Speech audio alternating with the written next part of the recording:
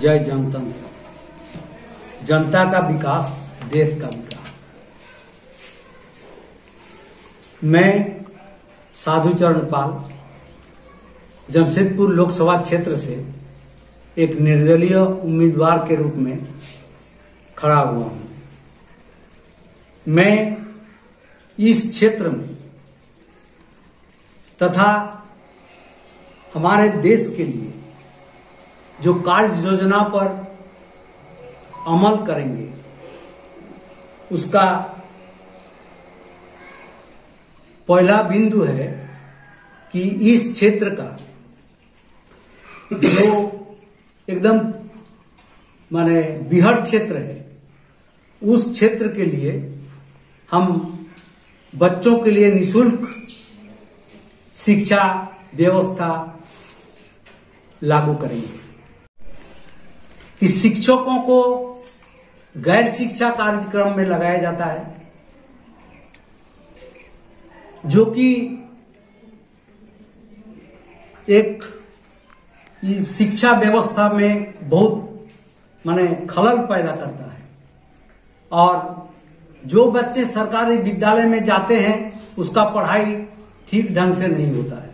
इसलिए मेरा कार्य ये भी होगा कि शिक्षकों का कार्य केवल शिक्षण के लिए ही हो।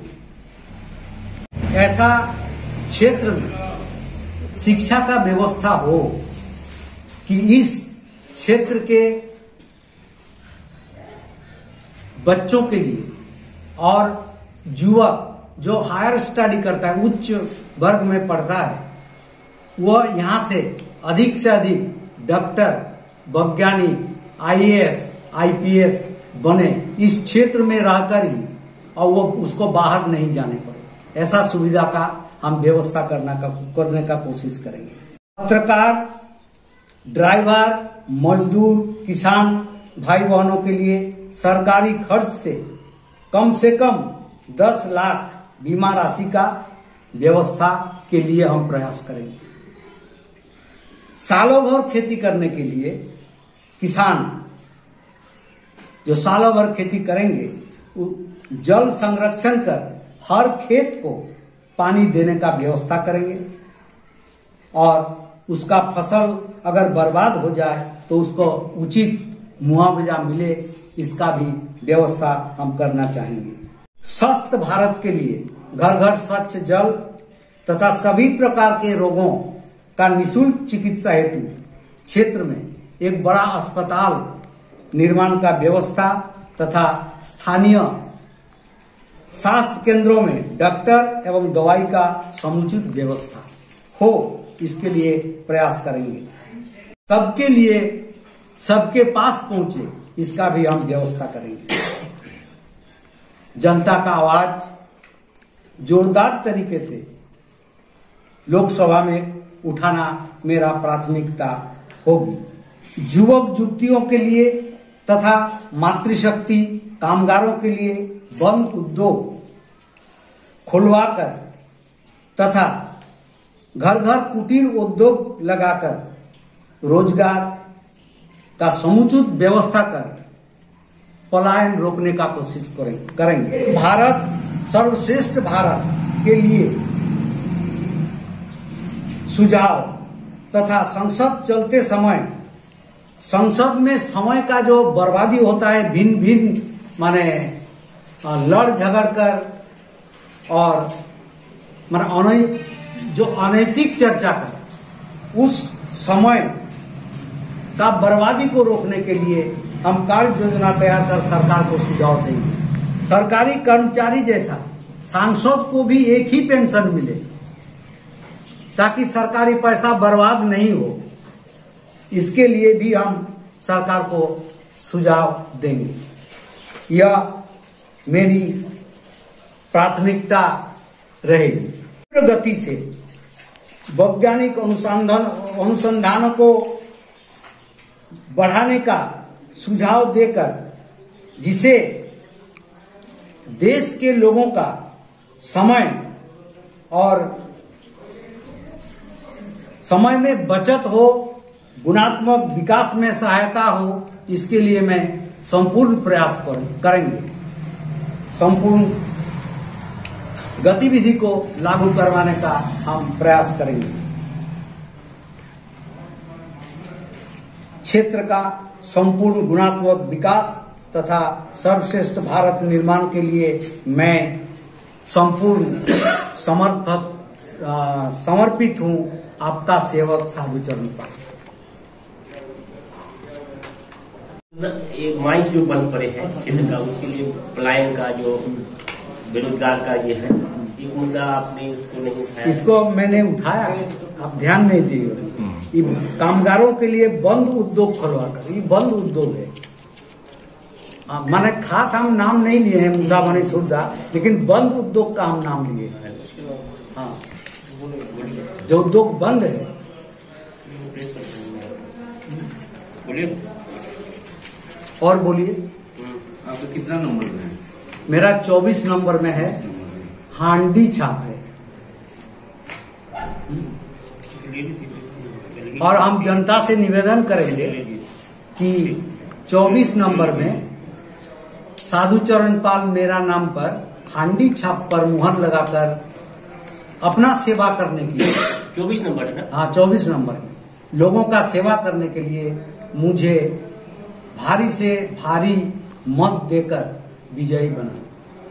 मैं लोगों से भी माने निवेदन करेंगे आपके माध्यम से।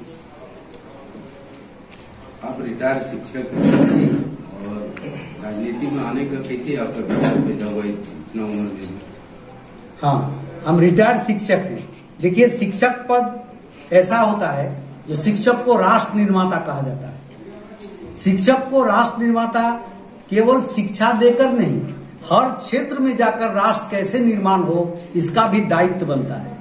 अगर आप ठीक से माने शिक्षक का मूल्यांकन करें, शिक्षक का केवल विद्यालय में पढ़ाने का काम नहीं है, समाज का उचित विकास का काम है। सबसे बड़ा नेता होता है शिक्षक समाज के लिए, और शिक्षक ही विकास का काम कर सकता है, वो सब जगह के लिए, चाहे वो शिक्षा के क्षेत्र में हो या राजनीति के क्षेत्र में। शिक्षक बेदाग होता है, वो सबका भलाई चाहता है, न किसी धर्म का है, न किसी जाति का है, न किसी भाषा का है। शिक्षक का धर्म एकमात्र मानव धर्म है, और शिक्षक ही एकमात्र वैसा व्यक्ति है जो देश का सेवा कर, राष्ट्र का सेवा कर और राष्ट्र का माने उन्नति कर सकता है। एक नेता बेदाग प्राय नहीं होते हैं, लेकिन शिक्षक प्राय बेदाग होते हैं, और वो अपना स्वार्थ को छोड़कर राष्ट्र हित सर्वोपरि समझते हैं। इसलिए मैं माने राष्ट्र सेवा के लिए इस पद पर आने का मन बनाया। साधु जी, आप प्राथमिक शिक्षक संघ से भी जुड़े हैं और बहुत सारे और संगठन से भी जुड़े हैं, तो कितना लाभ आपको चुनाव में मिल पाएगा इससे?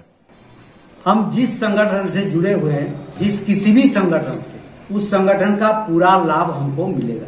और क्षेत्र में हम जहां जहां जा रहे हैं, संगठन के अलावा भी जहां जहां हम पहुंच रहे हैं, उस क्षेत्र के लोगों का समर्थन भी हमको संपूर्ण मिलेगा। और अभी जब आप लोकसभा चुनाव के दौरान अलग अलग क्षेत्रों में जा रहे हैं, तो मुख्य रूप से क्या बड़ी समस्या सामने आ रही है? देखिए, समस्या सबसे बड़ी है कि कुछ कुछ क्षेत्र में रोड का समस्या है, अच्छा रोड नहीं है। सबसे बड़ी समस्या है पानी का है, और समस्या है लोग घर में बैठे हुए हैं, खेत उसका माने सूखा पड़ा हुआ है। अगर खेत में पानी का व्यवस्था किया जाता, वो घर में नहीं बैठते, खेती करते, अपना भी रोजगार करते, दूसरे लोगों को भी रोजगार देते। इससे भी कुछ लोग रोजगार माने पाते और पलायन यहां से रोकता है। ये भी हमको क्षेत्र में नजर आ रहा है। लेकिन सबसे बड़ा समस्या अभी गर्मी का दिन में पानी का है। लोगों को स्वच्छ पानी तो दुर्लभ ही है, पानी माने कोई भी पानी उसको नहीं मिल रहा है, बहुत दूर दूर से उसको पानी लेना पड़ रहा है। ये प्राय माने अधिक से अधिक जगह में देखा जा रहा है, ग्रामीण क्षेत्र में। स्वास्थ्य का भी समस्या है। दूसरा, जो स्वास्थ्य केंद्र उसका है, उसमें कोई ना डॉक्टर है ना दवाई है, उसको सुचिकित्सा के लिए या तो उड़ीसा जाना पड़ रहा है, या बंगाल जाना पड़ रहा है, या जमशेदपुर या रांची, बहुत दूर दूर में जाना पड़ रहा है, और तब उसको सुचिकित्सा मिल रहा है। कभी कभी बाहर जाते जाते रास्ते में उसका मौत भी हो जा रहा है। यह भी एक माने अव्यवस्था है, जो व्यवस्था सामने होना चाहिए उसका सुचिकित्सा के लिए। शिक्षा, दूसरा मुद्दा स्वास्थ्य, तीसरा मुद्दा रोजगार। एकदम बिल्कुल साफ है। इस 3 मुद्दा में हम लोग को आगे बढ़ना है। आदमी के शिक्षा होना चाहिए, स्वास्थ्य का पूर्ण व्यवस्था होना चाहिए और रोजगार का पूर्ण व्यवस्था होना चाहिए।